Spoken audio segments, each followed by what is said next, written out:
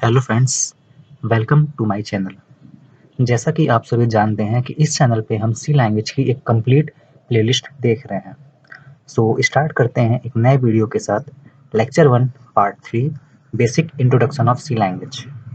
Last video में हमने कुछ फंडामेंटल टर्मिनोलॉजीज के बारे में पढ़ा था, जैसे कंप्यूटर क्या होता है, हार्डवेयर क्या होता है, फाइल क्या होती है, सॉफ्टवेयर क्या होता है, 0 एंड 1 क्या होते हैं, प्रोग्राम क्या होता है, प्रोसेस क्या होता है एंड ओएस क्या होता है। सो अगर आपको उससे रिलेटेड कोई भी डाउट हो तो आप कमेंट करिए, मैं आपके कमेंट पढ़ूंगा और आपके डाउट को क्लियर करने की पूरी कोशिश करूंगा। सो आज का हमारा ऑब्जेक्टिव है programming languages, translators, characteristic of C, structure of C program, compilation and execution of C program and environment for C. इसके बारे में आज हम एक डिटेल में चर्चा करेंगे। प्रोग्रामिंग लैंग्वेज, देखिए लैंग्वेज के बारे में हम बहुत पहले से ही जानते हैं। भाषा वह माध्यम होती है जिसके द्वारा हम अपने विचारों को व्यक्त करते हैं। सो ऐसा ही कुछ कंप्यूटर के साथ भी होता है। कंप्यूटर केवल 0 और 1 समझता है, यह उसकी भाषा है जो हम नहीं समझते हैं, और कंप्यूटर हमारी भाषा नहीं समझता है। सो अगर हमें कंप्यूटर से कुछ काम करवाना होगा, उससे निर्देश देने होंगे, तो हमें एक भाषा की जरूरत पड़ती है जिसे हम प्रोग्रामिंग लैंग्वेज कहते हैं। So programmers need a language to communicate with computer. This language is known as programming language. So programmers means हम लोग यूजर्स जो कंप्यूटर को ऑपरेट करते हैं। तो हमें एक लैंग्वेज की जरूरत होती है कंप्यूटर से कम्युनिकेट करने के लिए। इसी लैंग्वेज को हम प्रोग्रामिंग लैंग्वेज कहते हैं। इन प्रोग्रामिंग लैंग्वेज को हम किसी अन्य लैंग्वेज की मदद से बनाते हैं, जैसे कि हमने स्टार्टिंग में ही पढ़ा था कि सी लैंग्वेज को बी लैंग्वेज की हेल्प से ड्राइव किया गया है। तो जो भी प्रोग्रामिंग लैंग्वेज होती है वो किसी स्पेसिफिक लैंग्वेज में लिखी जाती है, जैसे सी, सी प्लस प्लस, जावा, पाइथन एक्सेट्रा। ये भी एक सेट ऑफ इंस्ट्रक्शंस ही होते हैं जो कंप्यूटर से किसी टास्क को परफॉर्म करवाने के लिए लिखे जाते हैं। प्रोग्रामिंग लैंग्वेज को हम 3 वे में डिवाइड कर सकते हैं। पहला लो लेवल लैंग्वेज, दूसरा हाई लेवल लैंग्वेज एंड तीसरा middle level language. Low level language का एग्जांपल मशीन कोड होते हैं, असेंबली लैंग्वेज होती है। हाई लेवल लैंग्वेज का एग्जांपल जावा, पाइथन एक्सेट्रा ये सब लैंग्वेज होती हैं। एंड मिडिल लेवल लैंग्वेज का example C, C plus plus होती है। सो इस पर हम ज़्यादा बात ना करते हुए आगे बढ़ते हैं।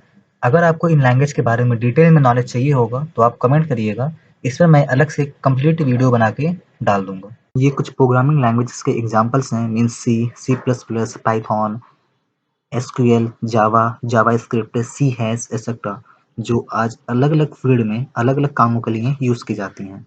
What is translators? Translators are just computer programs which accept a program written in high level language or low level language and produce an equivalent machine language program as output.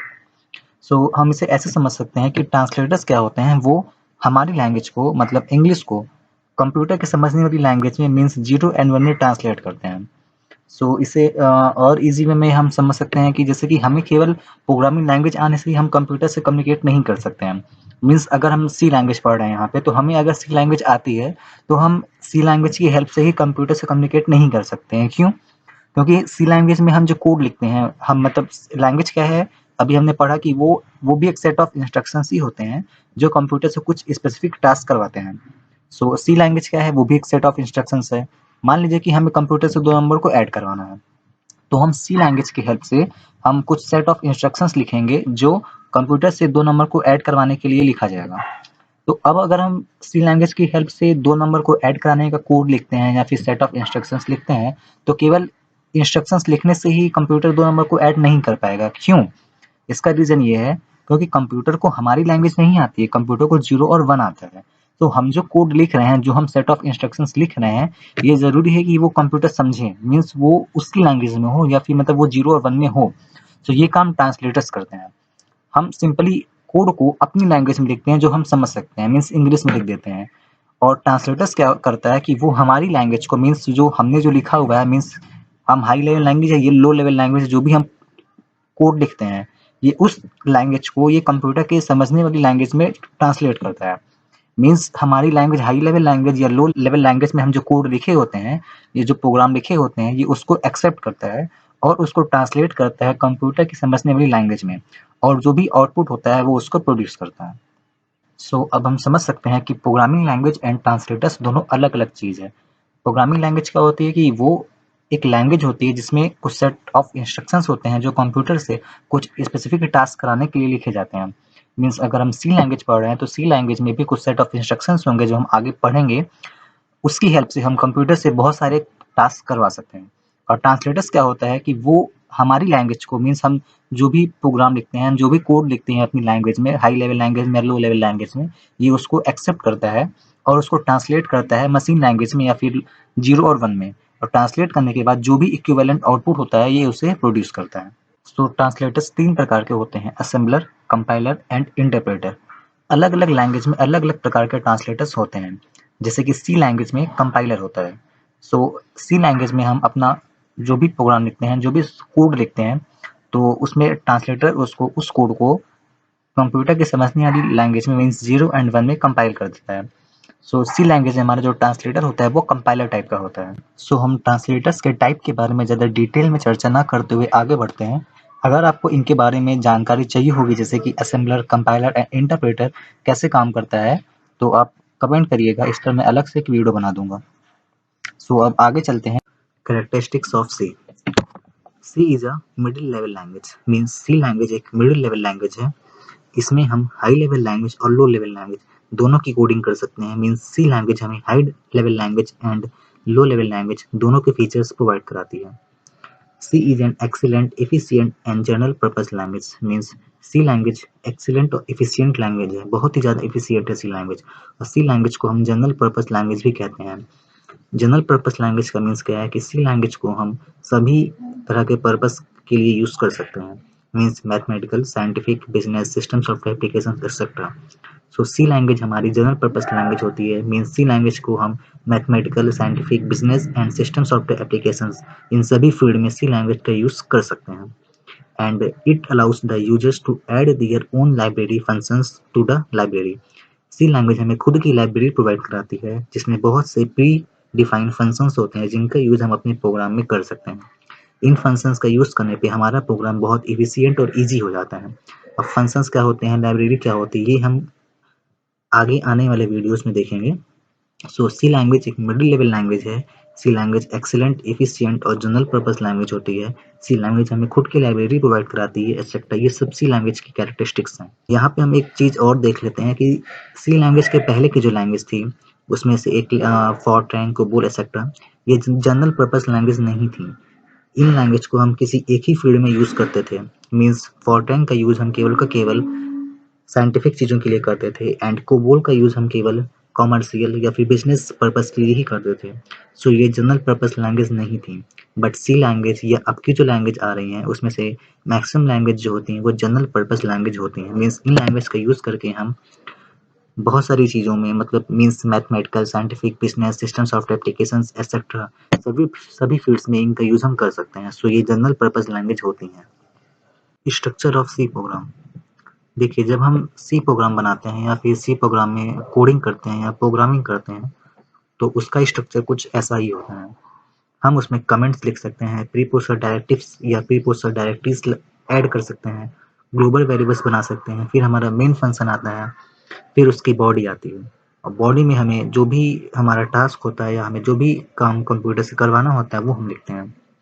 सो ऐसा कुछ स्ट्रक्चर होता है हमारे C program का। अब आने वाले videos में हम पूरा प्रोग्राम बना के देखेंगे। सो अभी हम इतना ही जान लेते हैं कि जो हमारा सी प्रोग्राम का स्ट्रक्चर होता है वो कुछ ऐसा ही होता है। जब हम सी प्रोग्राम में कोडिंग करेंगे या हम सी प्रोग्राम में प्रोग्रामिंग करेंगे तो हम ऐसा ही कुछ स्ट्रक्चर फॉलो करेंगे। अगर हम अपने प्रोग्राम में फंक्शंस का यूज़ किए होते हैं तो उसका स्ट्रक्चर कुछ ऐसा होता है। हम अपना जो भी फंक्शन का नाम होता है उसे लिखते हैं, फिर ब्रैकेट लगाते हैं एंड फिर उसका बॉडी पार्ट आता है। उसमें हम जो भी कोडिंग करनी होती है, जो भी हमारा टास्क होता है वो लिख देते हैं। सो ऐसे हम एक या एक से अधिक फंक्शंस को अपने प्रोग्राम में ऐड करते हैं और अपने प्रोग्राम को ईज़ी बनाते हैं।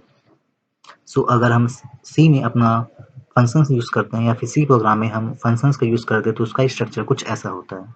इन्वायरमेंट फॉर सी। देखिए, सिंपल मीनिंग में से समझ सकते हैं कि जब भी हम कोई सी प्रोग्राम बनाते हैं या सी लैंग्वेज में कोई प्रोग्राम बनाते हैं तो हमें क्या काम करना होता है।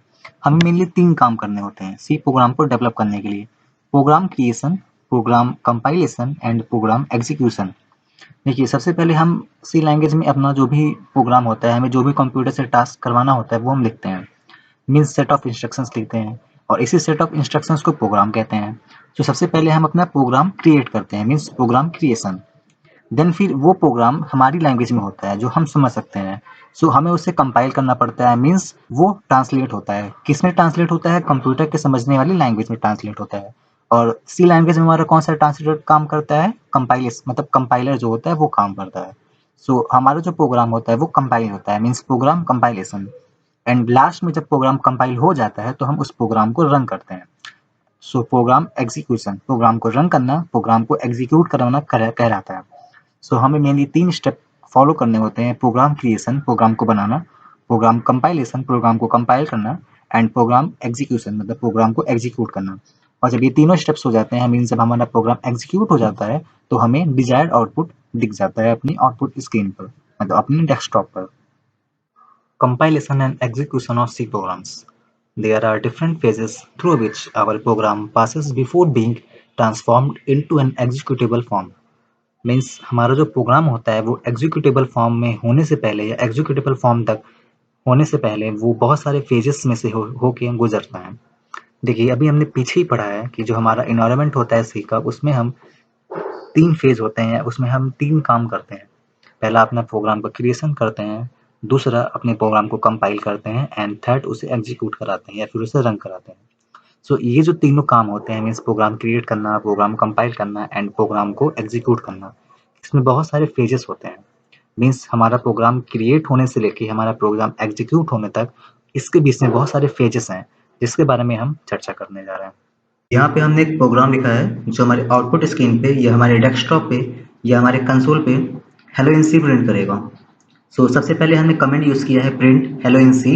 देन हमारी प्री प्रोसेसर डायरेक्टिव हमने यूज़ किया है हैश इंक्लूड stdio.h। फिर हमने मेन फंक्शन यूज़ किया है और फिर उसका बॉडी पार्ट है जिसमें हमने प्रिंट करवाया है हेलो इन सी। सो जब हम इसे कंपाइल और एग्जीक्यूट करेंगे तो जो हमारा जो आउटपुट होगा वो हमारे कंसोल पर हेलो इन सी लिख कर आएगा। सो हम देखते हैं कि हम इसे कंपाइल और एग्जीक्यूट करेंगे तो क्या क्या होगा, क्या क्या फेज से होकर ये प्रोग्राम हमारा निकलता है। सो हम इस प्रोग्राम को hello.c के नाम से सेव कर देते हैं। सो आगे देखते हैं कि जब हम इसे कंपाइल और रन करेंगे या कंपाइल और एग्जीक्यूट करेंगे तो क्या होगा। सबसे पहले हमारा सोर्स कोड होता है। इसके अभी इस जस्ट पहले हमने एक प्रोग्राम लिखा था हेलो इन सी प्रिंट कराने का। सो वो हमारा सोर्स कोड था जो हमने hello.c के नाम से सेव किया था। जब हम इसे कंपाइल कराते हैं तो हमारा सबसे पहले हमारा प्री प्रोसेसर काम करता है। जो भी हम स्टेटमेंट लिखे होते हैं अपने प्रोग्राम में हैश से, आप लोगों ने ध्यान दिया होगा अगर, तो हमने अपने प्रोग्राम में दूसरी लाइन लिखी थी हैश इंक्लूड stdio.h। ये हमारी प्री प्रोसेसर डायरेक्टिव है। ये करती क्या है, ये हेडर फाइल को हमारे प्रोग्राम में इंक्लूड कर देती है। जो भी हेडर फाइल हम प्रोग्राम में यूज किए होते हैं उस हेडर फाइल को ये हमारे प्रोग्राम में लाके इंक्लूड कर देती है। सो हमारा जो कोड होता है या हमारा जो प्रोग्राम होता है वो एक्सपैंड कर जाता है। अभी हमने जो प्रोग्राम लिखा है उसमें 7 लाइन हमने यूज की थी, मीन्स 7 लाइन का प्रोग्राम था। बट जब हम उसे कंपाइल करेंगे तो सबसे पहले हमारा प्री प्रोसेसर काम करेगा। सो वो हमारी हेडर फाइल को इंक्लूड कर देगा। अभी पीछे वाले प्रोग्राम में हमने stdio.h मतलब stdio.h नाम की हेडर फाइल यूज की थी। तो ये हमारे प्रोग्राम में इंक्लूड हो जाएगी। तो जो हमारा कोड होगा वो 7 लाइन से बढ़ के और ज्यादा लाइन्स का हो जाएगा, मतलब वो एक्सपैंड हो जाएगा। तो ये जो फाइल होती है ये hello.i के नाम से एक इंटरमीडिएट फाइल बन जाती है जिसका एक्सटेंशन .i होता है। फिर हमारा ये जो .i वाली जो फाइल है, hello.i की जो फाइल है वो हमारी कंपाइलर के द्वारा कंपाइल की जाती है। सो जो हमारा कंपाइलर होता है वो इस फाइल को असेंबली कोड में कंपाइल कर देता है, मतलब उसे असेंबली कोड में कन्वर्ट कर देता है। तो जो फाइल बनती है वो .s नाम से बनती है, मीन्स hello.s। इसके बाद ये असेंबली कोड असेंबलर के पास जाता है और असेंबलर इसे ऑब्जेक्ट कोड में कन्वर्ट करता है, मीन्स मशीन लैंग्वेज में या फिर जो लैंग्वेज हमारा कंप्यूटर समझता है 0 और 1 की लैंग्वेज में उसे कन्वर्ट कर देता है। ये हमारा ऑब्जेक्ट कोड कहलाता है जो .o के नाम से सेव होता है, मतलब मीन्स इसका एक्सटेंशन .o होता है।